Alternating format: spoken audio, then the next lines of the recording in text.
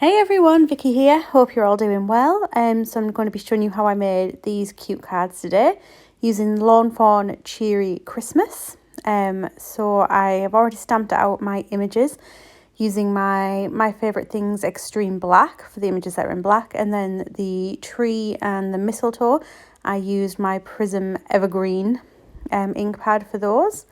And then I have also taken the liberty to cut out this frame from the 4 square backdrop frames by Lawn Fawn again. And that's just in some craft cardstock. And then I've got some chili pepper cardstock, again from Lawn Fawn, that I've folded into 4¼ by 5½. So I'm just taking some glue and getting that along all those bits on the back of the frame. I want to get this done before I start my colouring, just so it has time to dry nicely, so I'm not faffing around with putting dry things on wet things and things moving. So I'm just going to line that up with the edge of my card, and using the wet glue means I just have that little bit of extra time. However, I did manage to split a bit of glue, so I'm just going to quickly clear that with a bit of kitchen roll just to make sure no one can see that when I'm done. And I'm going to pop that under a book to dry. So first I'm going to use my dark red shades. So I'm going to use those for a couple of the fairy lights, and then also for the little Santa's hat as well. You'll see I have stamped out the acorn twice, but that was just because the first image didn't go very well when I stamped it, so I had to do it again. I'm using Alpine Green for another couple of the lights and also the bow on the acorn. I'm trying to keep the colour palette relatively simple on this one, and obviously not have too much red either, because obviously the background of the card is red.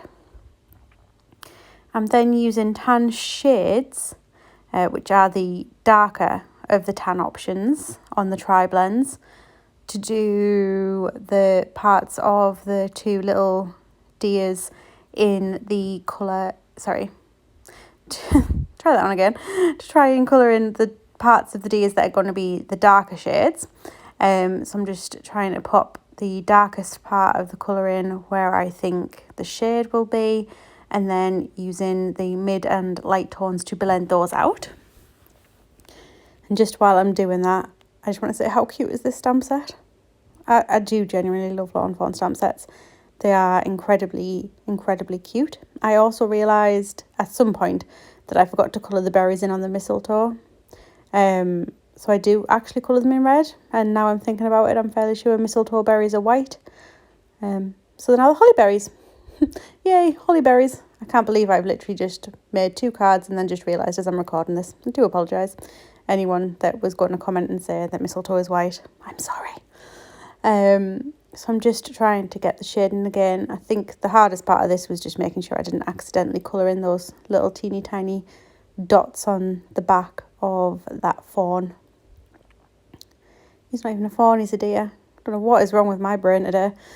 On the back of the deer. So I just pop those shades in there.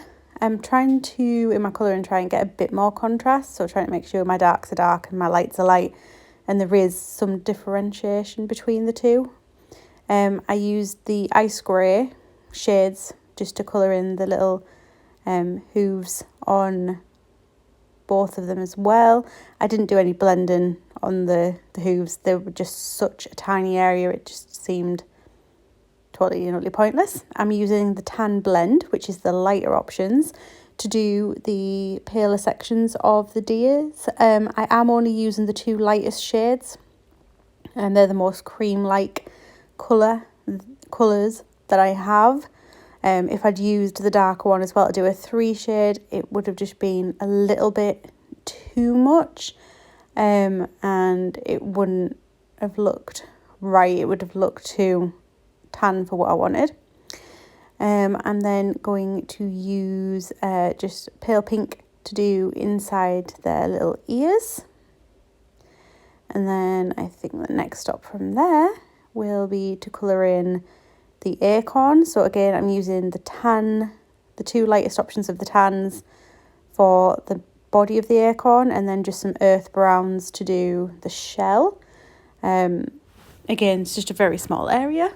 So it's a nice quick 2 colour blend on those. And then I decided to use the Fair Skin, the darkest of the Fair Skin blend, just to colour in the antlers. Again, it's a very thin area, so I haven't put any blending in on that particular part. I did, however, make a little tiny error on my hat, so I've just used my colourless blender to try and push that back. And then I've also coloured in the white bits, and then just put a tiny little bit of grey in and blended that back out just to try and give a little bit of shade into the white sections. I've then used the brown grey shades and the brown grey blends for the squirrels. So the squirrels are going to be 2 slightly different variants of grey. So I've decided this one I'm colouring in now is the little boy squirrel. So I've decided he's going to be slightly darker in tone than the little girl. I decided to use the little girl because she had like cute little eyelashes, which, you know, you've got to have them. So I'm just colouring those in. Again, popping shade in the darkest sections. So I always think that'll be where the tail meets the bulk of the body, the paws that are in the background, the back of the ear, and where obviously that leg will be casting a bit of shadow. So that's the darker tones popped in on there, and then just blending it out. I didn't want to do them both the exact same shades of grey, just to have a bit of difference in there. And I didn't want to do them in brown because obviously I already have the 2 little reindeers in a brown tone, so I didn't want to have too much brown. I didn't want it to be too monotone, that's the word I'm looking for. I've just realised there that I needed to colour the berries in, and then I'm going to use the citrus blend yellows to do the last of the baubles, or the fairy lights, and also the beak on my little bird, who is going to be a true blue bird, just for, again, a different colour. I did think about making him a robin, but with having the red background on the card and then also quite a lot of brown in that other images, I decided I quite like the idea of having just a little pop of colour with him being blue. So that's what I decided to do on him. And then now all the images are coloured, I'm going to cut those out with the corresponding dies. Ta-da! And I'm just going to move them out of the way while I work on the next stage, which will be my sentiment. I did realise at this point that I probably should have done this before I stuck it down to the card blank, but hey, it's a process. It's never always going to be perfect. So I'm popping that into my Misty, and I'm actually using a sentiment from the stamp set itself, which I've already popped into my Misty because I did line it up previously for the other version of this card that I did. So I'm just using my Versamark ink to get a nice crisp impression in black on there. And then I'm just giving it a second coat, which is the joy of using the Misty. And then I'm going to use my clear embossing powder on that. I did also run over that with my anti-static bag as well to make sure that the embossing powder doesn't go where I don't want it to go, because it would kind of ruin the effect. There's a couple of tiny little bits that seem to have stuck, but I just take a paintbrush to those and that gets them out of the way, no problem. So I'm just going to quickly pop all this leftover embossing powder back into my pot, which I have a feeling is going to last me what will feel like forever because it's a huge pot and you need very little. And then I need to take my heat gun, which I've just heated up just off screen just to get it up to full heat. And then I'm just going to melt that embossing powder, and you can all enjoy watching it melt because it is like literally amazing to watch. As I say, I probably would have done it before I stuck it down normally, just so I'd try not to accidentally melt any of the glue holding the backing down, but it seems to be absolutely fine, so that's okay. Next up, I want to put the lights through the antlers on this particular little reindeer. So I'm just getting those into position where I want them, and then I'm going to literally coat that in glue, and I'm actually going to stick him in place, and that'll keep the antlers in place as well, because obviously they'll be stuck down, wrapped around the little guy with his little antlers. So he's going to be my top left option. I'm just going to quickly work everything into place, and again just a teeny tiny little bit of glue squirted out at the back, so I'm just going to grab that with the kitchen roll. So that's the first one in there. And I'm going to pop, that is my gilding wax. So I'll just pop that on there. It's pretty much the heaviest thing that I've got to use. And then, and I didn't realise that it was ever so slightly off camera, so I apologise, cutting up my Christmas tree, because obviously it is quite a big image. So I've just cut a section of the tree off to pop this into the next little box space. So I'm just going to pop that into the corner and get that stuck in nicely in the corner. And I'm going to take that bit off there because I don't need that down holding it anymore.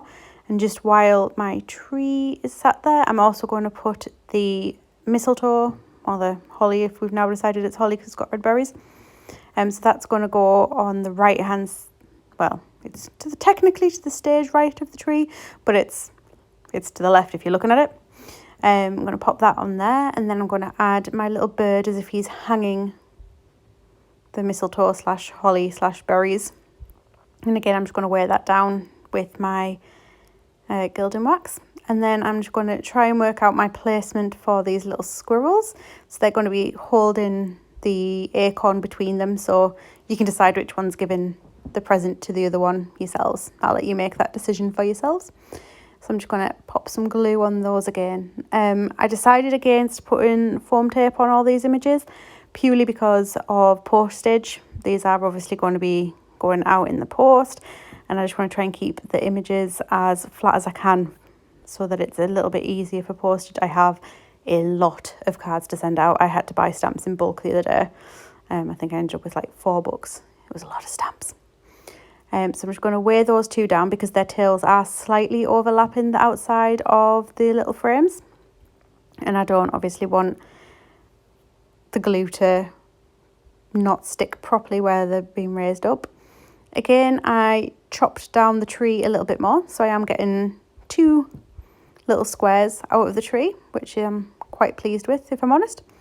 And then I'm going to pop the other little reindeer in just next to that tree, and then he's going, or she hasn't got antlers, so it's a she, isn't it? She will be getting the little Santa's hat as well. And so I just want to pop her in there. I did debate putting the Christmas tree leaves in the other corner of that square, just so it looked like she was looking at them, but then I thought that it would be too much of the tree in one space. I didn't want it to look like it was one tree. I wanted it to look like 2 separate pieces of foliage. Check me out with my big words.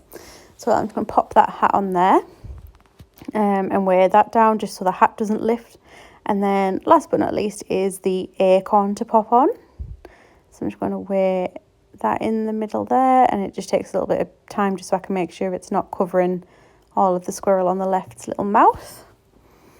And then we are pretty much there. I am going to take my Spectrum Noir sparkle pen and do the baubles and some other little bits, the ribbon, the mistletoe and the Santa's hat. And then I'm also going to take my glossy accents to the baubles just to give them a little bit of extra shine as well, because obviously baubles would be made of glass. And I keep calling them baubles and they're not baubles, they're fairy lights. So I do apologise.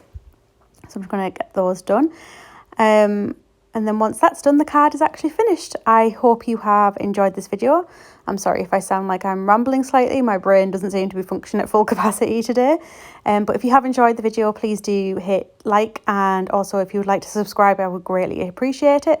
And I will see you soon for more content. Bye guys.